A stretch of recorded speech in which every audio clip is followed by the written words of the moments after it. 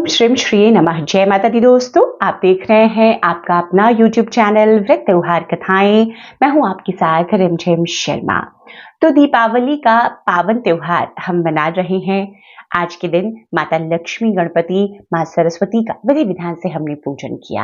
अब पूजन के बाद में एक ये सवाल आता है कि जो ये पाटा हमने लगाया है, जिसपे मां को विराजित कर हमने पूरे विधान के साथ लक्ष्मी पूजन किया है, इस पाटे का विसर्जन किस प्रकार किया जाए, ये जो सभी सामग्री हमने अर्पित की है उसका किस प्रकार से उपयोग करेंगे, किस सामग्री का हमें क्या करना चाहिए।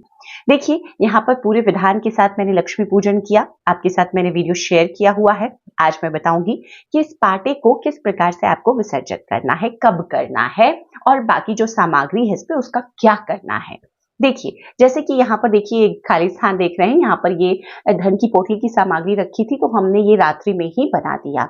अब इस पोटली को हमें यही छोड़ना है, टच नहीं करना है, नहीं हिलाना है। सबसे पहले तो आपने अपनी दीपावली पर लक्ष्मी पूजन कर लिया है। लक्ष्मी पूजन करने के बाद में आपने जल आचमन कर लिया है। दीप पूजन करने के बाद में आपको सर्वप्रथम यहाँ से भोग उठाना होता है। तो जो भी भोग आपने अर्पित किए हैं माता को, उसमें से एक भोग आप यहाँ पर छोड़ दें, बाकी सभी भोग आप हटा लें और अपने परिवार सहित उस भोग को ग्रहण करेंगे।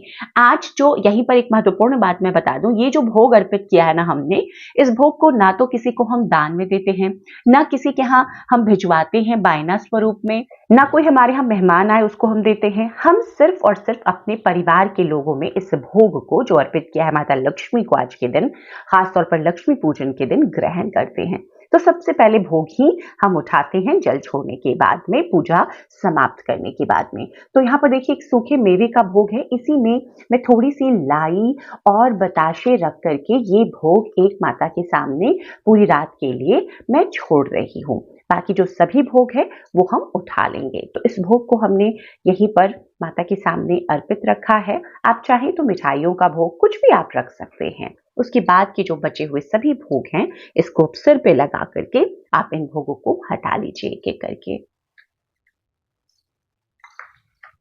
जो आपने ये भरा है, मिट्टी के बर्तन जो भरते हैं ये भी हटा लेते हैं। जो लोग सप्तधानी भरते हैं वो इधर ही रखे रहने देते हैं, उसे अगली सुबह हटाया जाता है।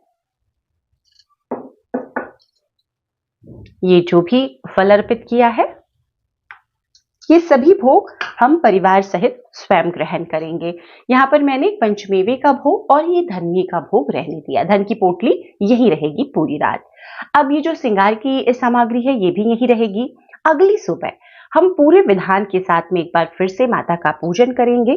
जो ये दीप प्रज्वलित किया है मैंने, देखिए ये दीप पूरी रात इसमें आपको घी भर के रखना है और ये दीप पूरी रात जलता है। लक्ष्मी दीपक है ये, तो इस बात का आपको ध्यान रखना है। अब अगली सुबह हम उठेंगे, माता का सर्वप्रथम हम पूजन करेंगे, फूल आप बदल लेंगे। उसके बाद में आपको जो भोग अर्पित करना है, सुबह में भी लाई बताशे का भोग, किसी मिठाई का, फल का, वो भोग अर्पित करेंगे। उसके बाद जल छोड़ने के बाद आपको इस पाटे को हिलाना है। तो इस पाटे को हिलाने के बाद में मां से अपनी पूजा में हुई भूल चूक गलतियों के लिए क्षमा प्रार्थना करेंगे और फिर जो अब पाटे पे रखी सामग्री है उसको आप यहां से उठाएंगे।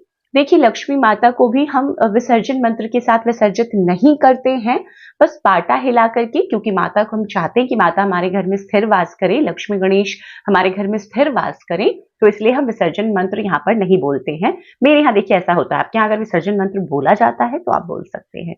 इसके बाद में देखिए अब जो बचे हुए भोग हैं और आज सुबह जो आपने भोग अर्पित किया है उस भोग को भी उठा लीजिए। उसके बाद ये जो धनिया है ये भी आप किचन में उपयोग करेंगे। अब एक एक कर मैं बता दूं, भोग तो आपको परिवार सहित खुद ग्रहण करना है। अब ये जो धनिया है, धनिये के बीज देखिए, आप इसे आप चाहे तो साबुत आप इस धनिये के बीज को किचन में उपयोग में ला सकते हैं या पीस कर ला सकते हैं, कोई दिक्कत नहीं है। ये दिवाली की रात का धनिया है। धनतेरस की रात का जो धनिया होता है उससे ही हमने धन की पोटली बनाई है। कई लोग दिवाली की रात के धनिये से बनाते हैं, तो इसमें जो बचा हुआ धनिया है वो उपयोग में कर सकते हैं आप। कई लोग अगर पोटली नहीं बनाते तो इस धनिये को बांध कर ही आप अपनी तिजोरी में रख सकते हैं। तो हमने धनिया हटा लिया। अब ये देखिए ये है सुहाग की सामग्री। तो माता को जो भी अर्पित करते हैं, आज लक्ष्मी पूजन में जो भी आपने अर्पित किया स्वयं ही इसका इस्तेमाल करेंगी। तो मैंने जो अर्पित किया है इसे मैं, जो ये भी सामान, जो भी सामान आप है, चाहे इसमें कपड़ा भी आपने रखा हो, आप स्वयं पहनिएगा। को दान नहीं देना है ये सामग्री। अब ये जो धन की पोटली है, ये आपने यहाँ पर सुबह भी इसका पूजन किया, धूप दीप आपने दिखाया और इसको आप अपनी तिजोरी में, जो आपके धन के रखने का, पैसे के रखने का स्थान है अलमीरा में, वहां इसे स्थापित कर देंगे। तो इस प्रकार से आप उठाकर और उसके बाद इसे अपनी तिजोरी में स्थापित करेंगे। अब यहाँ पर चीजें, ये दक्षिणा देखिए है, दक्षिणा आपको क्या करना है, दक्षिणा आपको, ये दक्षिणा जो है आप किसी ब्राह्मण को दान में दे सकते हैं, क्योंकि ये भगवान के निमित्त था, तो इसे आप ब्राह्मण को दान में दे सकते हैं। तो दक्षिणा आपने अब हटा लिया यहाँ से। अब ये जो मुख शुद्धि का पान है, लौंग है, इलायची है, इस पान, इलायची और लौंग को आप स्वयं भी खा सकते हैं, आप चाहे तो विसर्जन में दे सकते हैं। जैसे कि आपने लौंग इलायची हटा ली और पान के पत्ता अगर कोई नहीं आपके यहाँ ग्रहण करता, तो आप विसर्जन सामग्री में इसको डाल सकते हैं। अब ये देखिए, ये चांदी की कटोरी या चांदी का सिक्का जो भी धनतेरस के दिन हम पूजते हैं, वो लक्ष्मी पूजन तक यही रखा रहता है, तो इसे उठाकर भी आप अपनी तिजोरी में रख सकते हैं। इसके बाद में देखिए, ये जैसे कमल का फूल है, तो मैंने बताया था कि जो हम अपनी धनदायक पोटली बनाते हैं, उसी में इस कमल के फूल को हम रख देते हैं। अब क्योंकि मैंने पोटली आपके दिखाने के लिए बनाई थी, ये पूजा विधि मैं आपके लिए शेयर करी, इसलिए मैंने नहीं रखी थी। तो आप जो भी यहाँ पर फूल वगैरह है, उसे आप उठा लेंगे। तो इस प्रकार से ये जो फूल है, हमने इसे उठा लिया। अब ये जो आपके यज्ञोपवीत आपने गणपति के नाम से अर्पित किया, ये आप चाहे तो किसी ब्राह्मण को दान में दे दें, या फिर आप इसे विसर्जन सामग्री में दे सकते हैं। आपके घर में आपके पिताजी, आपके हस्बैंड या आपके ससुर कोई भी धारण करते हैं यज्ञोपवीत, आप उनको दे सकते हैं, वो पहन लेंगे। यहाँ पर जो ये आह्वान का पान का पत्ता है, इस पे जो भी हमने रखी है ना चीजें, ये विसर्जन में जाएगी। इसके बाद में ये देखिए, ये है चावल। तो ये अष्टदल कमल आपने बनाया है या स्वास्तिक बनाया है चावल से या किसी भी अन्न से, तो ये आप चिड़ियों को खाने के लिए दे देंगे। इसके बाद में बारी आती है, देखिए, इस नारियल की। तो ये जो नारियल होता है, ये बहुत ही शुभता हमारे जीवन में लेकर आता है। तो इस नारियल पर रखा ये फूल और ये जो उपवस्त्र है, कलावा, हम हटा लेंगे। सबसे पहले तो इस नारियल को हम उठाएंगे और अपने माथे से लगाएंगे। इस नारियल को, जो आज का ये नारियल है ना, इस नारियल को हम खाते नहीं हैं। इस नारियल को हम अपने घर में स्थापित करते हैं। तो ये नारियल किसी भी लाल बड़े कपड़े में बांधकर आप अपने घर में उत्तर पूर्व दिशा में अपनी पूजा स्थान के आप इसको टांग सकते हैं। अपने किचन में आप इसे टांग सकते हैं, या आप ऊपर की शेल्फ पे इसे इसी प्रकार से रख सकते हैं। कलश पर ही स्थापित, आप एक कलश में, जैसे ये जल कलश है, आप इसमें अनाज भर करके इस नारियल को स्थापित करके पूरे साल के लिए रख सकते हैं। हाँ, यहाँ पर बहुत लोग सवाल करते हैं कि फिर पिछले साल का नारियल क्या करें लक्ष्मी पूजन का।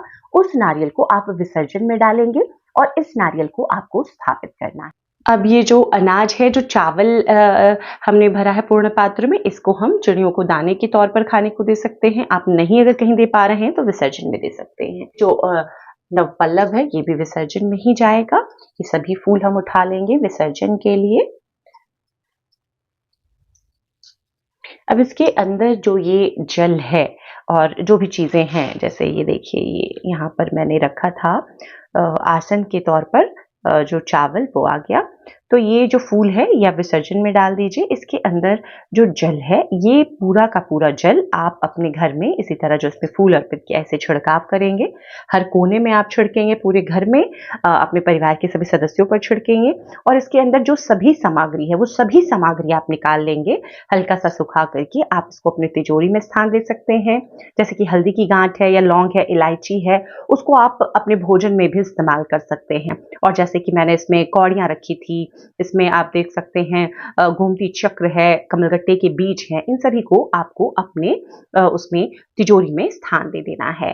तो इस प्रकार से ये जो जल का कलश है, इसका भी आपको विसर्जन कर लेना है। अब आपने यहाँ पर माता की फोटो की पूजा की है या मूर्तियों की पूजा की है, तो आप इनको अपने यथास्थान जो मंदिर है वहां पर इनको जगह दे देंगे। जो किताब है कथा की और आरती की, उसको आप मंदिर में स्थान दे देंगे। जो दीपक है, अगर प्रज्वलित है आपका अब तक, तो इसे आप स्वतः बढ़ जाने दें और उसके बाद इसमें आप अलग से घी वगैरह नहीं डालेंगे। तो इस प्रकार से इस संपूर्ण पाटे का विसर्जन, जो दिवाली पूजन विधि में हम पाटा लगाते हैं, सामग्री अर्पित करते हैं, उसका किया जाता है। तो उम्मीद करती हूँ अब आपको किसी प्रकार की परेशानी नहीं होगी विसर्जन संबंधी। अगर किसी प्रकार की कोई अन्य जानकारी भी चाहिए तो आप मुझसे पूछ सकते हैं, मैं उन सवालों के जवाब देने की भी कोशिश करूंगी। वीडियो में पसंद आए तो लाइक कीजिएगा, ज्यादा से ज्यादा लोगों तक शेयर जरूर कर दीजिएगा। चैनल पर पहली बार आए हैं इस तरह की जानकारियाँ अच्छी लगती है तो चैनल को कृपया कर सब्सक्राइब भी ज़रूर कर लें। वीडियो देखने के लिए बहुत-बहुत शुक्रिया। जय माता दी। हर हर महादेव।